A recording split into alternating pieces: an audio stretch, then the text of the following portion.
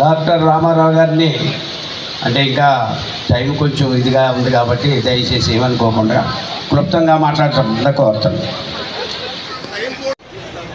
Poojasri doctor Bhimarao Ramji Ambedkar వారి 134వ జయంతి మహోత్సవానికి చెల్లి వివేకానంద గారు మాజీ శాసనసభ్యులు, అదేవిధంగా ఈ సభకు విశిష్ట అతిథిగా ఇచ్చేసినటువంటి మన ప్రియతమ ఎంపీ గారు, ప్రియతమ నాయకులు గంటి హరీష్ మాధురి గారు, ముఖ్య అతిథులు దాట్ల పూచిరాజు గారు, మన ముమ్మడివరం ఎమ్మెల్యే గారు, తారపత్రం రాజశేఖర్ గారు, ఎమ్మెల్సీ గారు, మల్లాడి కృష్ణారావు గారు, ఇంకా వేదిక మీద ఉన్న పెద్దలు, వేదిక ముందు మీద ఉన్నటువంటి వివిధ వర్గాల ప్రజలు, వాళ్ళ అందరికీ ప్రత్యేకమైన జై భీములు.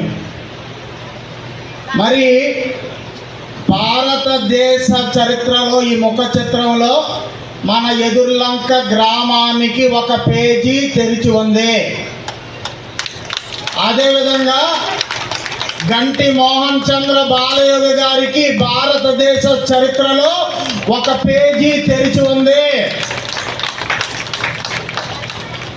ఏం చేతంటే ఆ రోజున ఆయన మరణించినటువంటి ఆ సమయంలో ఉన్నటువంటి వాళ్ళంతా ఎదుర్లంక, అమలాపురం, మన కోనసీమ అంతా ప్రపంచానికి మన బాబాసాహెబ్ అంబేద్కర్ గారి జయంతి ఉత్సవాన్ని ఈ గ్రామంలో జరుపుకుంటున్నాం.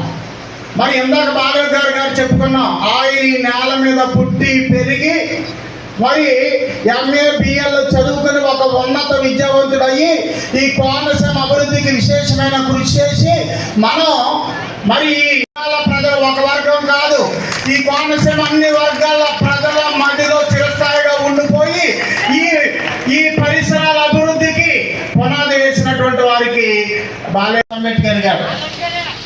మరి అత్యంత పేద కుటుంబంలో పుట్టి అనేక కష్టాలు ఎదుర్కొని అడుగడుగున అవమానాలు పొంది అకుంఠిత దీక్షతో ఒక ఉన్నతమైనటువంటి స్థానానికి ఎదిగినటువంటి బాబాసాహెబ్ అంబేద్కర్ గారు. అంటే he was born in an ordinary family and raised to the extraordinary level. ఎలా వెళ్ళాడు? అకుంఠిత దీక్ష, అదే విద్య. మన సహాయ సహకారాలతోటి ఎంఏ చదవడానికి 1913లో అమెరికాకు వెళ్ళాడు బాబాసాహెబ్ అంబేద్కర్. మనం మీ పిల్లల్ని ఎలా చదివించాలో మీరు గుర్తించుకోండి అమ్మా.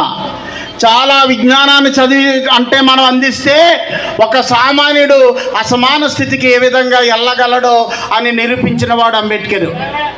ఇక అంబేద్కర్ మనం ఇందాక ఆయన మాట్లాడుతున్నట్లుగా అజ్ఞాన అంధకారంలో అలవట్టిస్తున్నటువంటి బడుగు బలహీన వర్గాలు, స్త్రీలు, వీళ్ళందరూ ఉన్నత కోసం ఏం చేయాలి?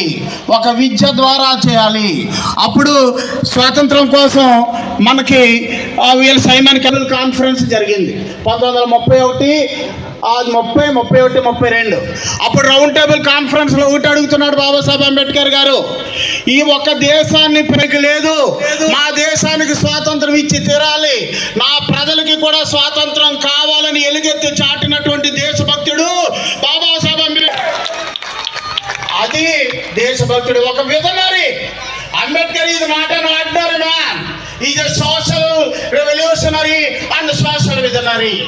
ఒక భారతదేశం ఒక సమగ్ర అభివృద్ధి ఏ విధంగా ఉండాలో గొప్ప దార్శనికత కలిగినటువంటి ఒక అసలు సిసలైనటువంటి భారతీయుడు ఈ దేశంలో.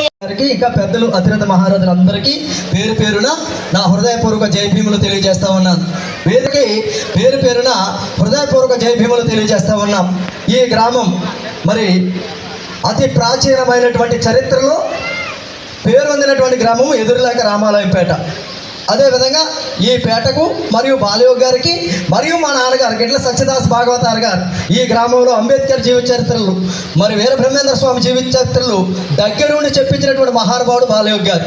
ఇంకా ఇక్కడ ఉన్నటువంటి చాలామంది పెద్దలు, చంద్రరావు గారు, డిఎస్ఎన్ గారు, ఇంకా వేదిక మీద ఉన్నటువంటి అప్పారావు గారు మరియు అప్పల స్వామి మాస్టర్ గారు, వీళ్ళంతా ఈ గ్రామంలో ఎంతో సహాయ సహకారాలు అందించినటువంటి గ్రామం ఇది. ఈ గ్రామంలో మరి 6 గంటల పని దినాలను 8 గంటలు కుదించినటువంటి మహానుభావుడు బాబాసాహెబ్ అంబేద్కర్ గారు.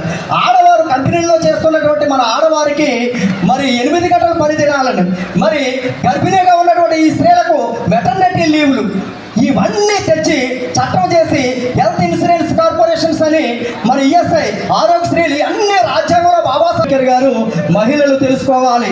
ఏ మహిళలు? మన మహిళలేనా? ఈ భారతదేశంలో ఉన్న ప్రతి మహిళకు హక్కులు సాధించినటువంటి మహానుభావుడు. ఈ రోజు రాజకీయ రంగాల్లో, ఉద్యోగ రంగాల్లో, ఆస్తి హక్కుదారుల్లో మరి మగవాడితో సమాన హక్కులు పొందుతున్నారంటే ఇది బాబాసాహెబ్ అంబేద్కర్ ఇచ్చినటువంటి భిక్ష అని మీకు తెలియజేస్తూ ఇంకా చాలా ఉంటుంది. మరి బాలయోగి గారు చనిపోయేటప్పుడు మరి యాదవలో ఒక కవి ఒక పాట రాశారు. ఈ పాటని మరి బాలయోగి గారి గురించి నేను 2001లో అంబేద్కర్ పెళ్లిని మొదలు పెట్టేటప్పుడు ప్రతి గ్రామం వెళ్ళినా బాలయోగి గారి పాట పాడాలండి అని ప్రతి గ్రామంలో ఉన్నటువంటి నింగితాకి పవిత్ర ఉన్న పోతృపదారా విధి విషిరిన విషవలలో వినవిందకుండ నేల రాలిపోయే నేల జారిపోయే నింగితాకి పవిత్ర ఉన్న పోతృపదారా విధి విషిరిన విషవలలో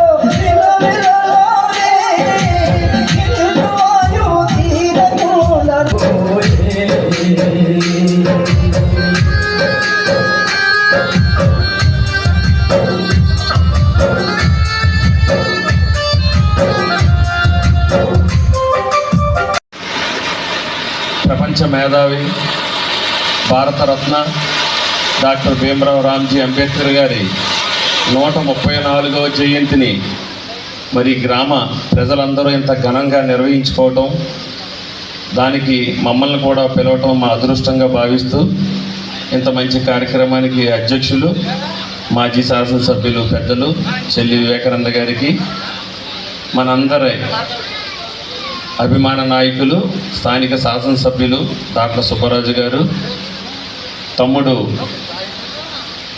ఈ ప్రాంతం మరి గుర్తించే విధంగా వాళ్ళ నాన్నగారి పేరుని మళ్ళీ మన మధ్య అద్భుతంగా నిలపడానికి ఎంపీగా మన ముందున్న హరీష్ మాధూరి గారికి, వేదిక మీదున్న సోదరులు చెల్లి అశోక్ గారికి, నాగిరి నాగేశ్వరరావు గారికి, రామారావు మేస్టర్ గారికి, ఇంకా పెద్దలు అప్పలస్వామి మేస్టర్,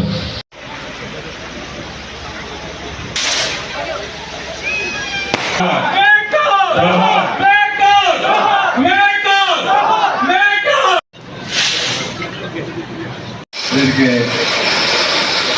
సభకు అధ్యక్షత వహించిన మన మాజీ శాసనసభ్యులు చెల్లి వివేకానంద గారు, మన ముఖ్య అతిథి మన పార్లమెంట్ సభ్యులు గంటి హరీష్ బాలయోగి గారు, మరొక ముఖ్య అతిథి మరి యానాన్ని సుదీర్ఘకాలం ఒక మంచి డెవలప్మెంట్ చేసి స్థిరస్థాయిగా యానం ప్రజల ఉన్న మన పెద్దలు మల్లాడి కృష్ణారావు గారికి, మన ఎమ్మెల్సీ సభ్యుల మిత్రులు మేరవత్తుల రాజశేఖర్ గారికి, పెద్దలు నాకి, వేదిక ముందున్న వాళ్ళకు, ఈ గ్రామ ప్రజలందరికీ, పాత్రికేయులందరికీ పేరు పేరున హృదయపూర్వక నమస్కారం. చాలా సంతోషం. ఈరోజు మన బాలయోగి గారు లేని లోటుని మళ్ళీ హరీష్ ద్వారా ఆయన కళలన్నీ కూడా నెరవేర్చడానికి మీరందరూ కూడా అత్యధికమైన ఓట్లేసి మరి పార్లమెంట్కి పంపారు. అదేవిధంగా మన హరీష్ గారు కూడా అనునిత్యం బాలయోగి గారి ఏదైతే ఆశయాలున్నాయో అన్నీ కూడా నెరవేర్చడానికి మరి 7 నియోజకవర్గాలు కూడా పెద్ద ఎత్తున తిరిగి మరి ఒక మంచి పేరు తెచ్చుకున్నాడు. అదేవిధంగా ప్రధానంగా మరి అంబేద్కర్ గారు చెప్పింది చూసాడు. ఎన్నో ఇబ్బందులు పడి ఈ దేశ పరిస్థితి చూసి ఆయన బాగా చదువుకుని ఆయన డాక్టరేట్ పొంది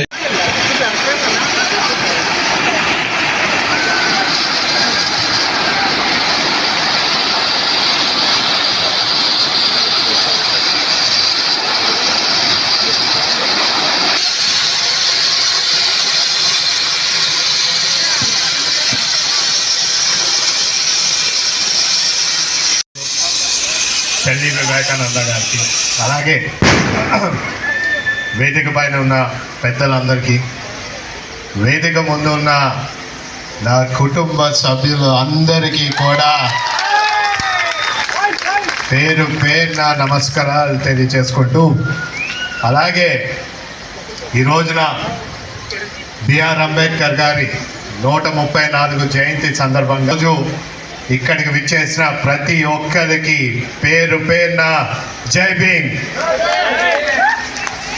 వచ్చి ఈరోజు జయంతి ఉత్సవంలోని పాల్గొనడం, అలాగే మా నాన్నగారు జిఎంసి బాలయ్య గారు, మా నాన్నగారు మా కుటుంబ సొంత ఊర్లోని ఇంత అద్భుతంగా ఈ కార్యక్రమం ఏర్పాటు చేసినందుకు కూడా ఇక్కడ ఉన్న వాళ్ళందరికీ కూడా ప్రత్యేక ధన్యవాదాలు తెలుపుకున్నాం. ఈ రోజున ఈ కార్యక్రమం కూడా ఏర్పాటు చేసినందుకు ఏకైక ఆలోచన మీ అందరూ కూడా ఒక ఐక్యతతో ముందుకు రావాలనే ఆలోచన. ఎందుకంటే ఆనాడు నాకు ప్రతి ఒక్కళ్ళు చెప్పారు, ఎప్పుడు నేను 2019 నుంచి నేను ఎన్నికల్లోకి ముందుకు వచ్చినప్పటి నుంచి మీ నాన్నగారు చేసిన ఆ రోజున ఆయన ఉన్నప్పుడు మీరందరూ కూడా కలిసిమెలిసి ఉండేవాళ్ళు. మళ్ళీ మీరు ఆయన కొడుకుగా మీరు ముందుకు వచ్చారు. మీరు కూడా బాధ్యత తీసుకోవాలి. మీరు కూడా ప్రతిసారి కూడా అందరినీ కలుపుకుంటూ వాళ్ళందరి సమస్యలకి ఒక అండగా నిలవాలి అని చెప్పి ఆనాడు అడగడం జరిగింది. నేను ఒక్కటే చెప్పాను అప్పుడు కూడా, ఎప్పుడైనా సరే మా నాన్నగారు ఏ విధంగా కలిసి మీ అందరితో కలిసి నడిచారో ఖచ్చితంగా ఆయన కొడుకుగా ముందుకు వచ్చాను, అదే విధంగా మీ అందరితో కలిసి నడుస్తానని చెప్పి కూడా మీకు తెలియజేసుకున్నాను. కానీ పూర్తి అయినప్పటికీ చాలామంది కూడా వేరు అవడం, ఆలోచనలు కూడా మారడం.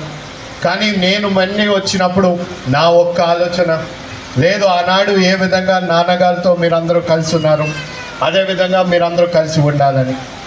ఈరోజు అనేక అంశాల్లోని నాకు ఈ ప్రాంతం నుంచి అనేక సందర్భాల్లోని సమస్యలు ఇవన్నీ కూడా తీసుకురావడం జరిగింది. ఏదైనా సరే ఎన్ని వచ్చినా సరే అన్నింటినీ ఈ బిఆర్ అంబేద్కర్ కోనసీమ జిల్లాలోని ఈ విలేజ్ని, ఈ గ్రామాన్ని ఒక మోడల్ విలేజ్గా తయారు చేసే బాధ్యత మీరు అందరూ తీసుకోవాలని చెప్పి కూడా అడిగాను. ఖచ్చితంగా ఇది ఒక మోడల్ విలేజ్గా తయారు చేస్తామని కూడా ఈ సందర్భంగా మీ అందరికీ తెలియజేసుకున్నాం.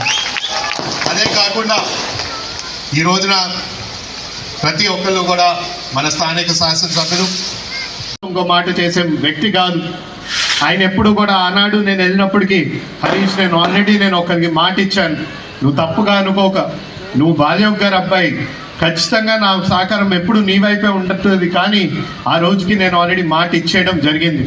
ఈసారి కాకపోయినా సరే మళ్ళీ వచ్చిన ఎన్నికలకి మాత్రం ఖచ్చితంగా నీకు సహకరిస్తానని చెప్పి ఆయన ఒక్కటి నేర్పించారు. ఎప్పుడన్నా మనం ఒక మాట ఇస్తే దానికి ఏ విధంగా మనం కట్టుబడి ఉండాలని నేను ఎప్పుడు మర్చిపోలేను సార్. ఎందుకంటే నేను ఎప్పుడు కూడా నేను ఆలోచించేది, మనం ఒక మాట ఇస్తే దాని వెనకాల ఎంతో గుణం ఉంటుంది అనేది, మనం దానికి ఏ విధంగా మనం కట్టుబడి ఉండాలనేది మీరు నాకు నేర్పించారు. ఖచ్చితంగా మీరు చెప్పిన విధంగానే నేను నడుస్తానని. మీరు ఎప్పుడు కూడా మా నాన్నగారి గురించి ఏ విధంగా మీరు మాట్లాడారో ఆనాడు ఎంత మీద ఉన్న మన ఎంపీ అవ్వచ్చు, ఎంపీ అంటే మా బిడ్డ, నా కొడుకు బాలయ్య గారు నేను సొంత అన్నదమ్ములుగా రాజకీయంగా మొదలుపెట్టిన దగ్గర నుంచి వారు చనిపోయే రోజు వరకు కూడా వారితోటి సొంత అన్నదమ్ములకు కూడా అంత అనుబంధం ఉండదేమో. వారిని చూసి నేను చాలా సందర్భాల్లో చాలా విషయాల్లో నేర్చుకుని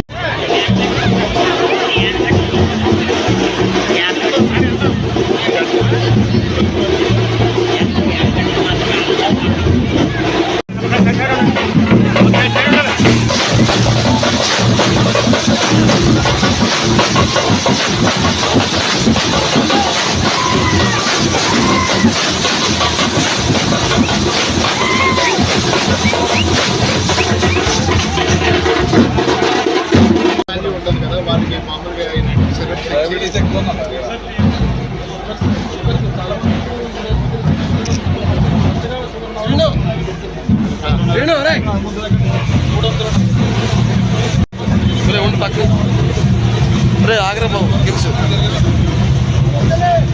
ఆగ్రా బాబు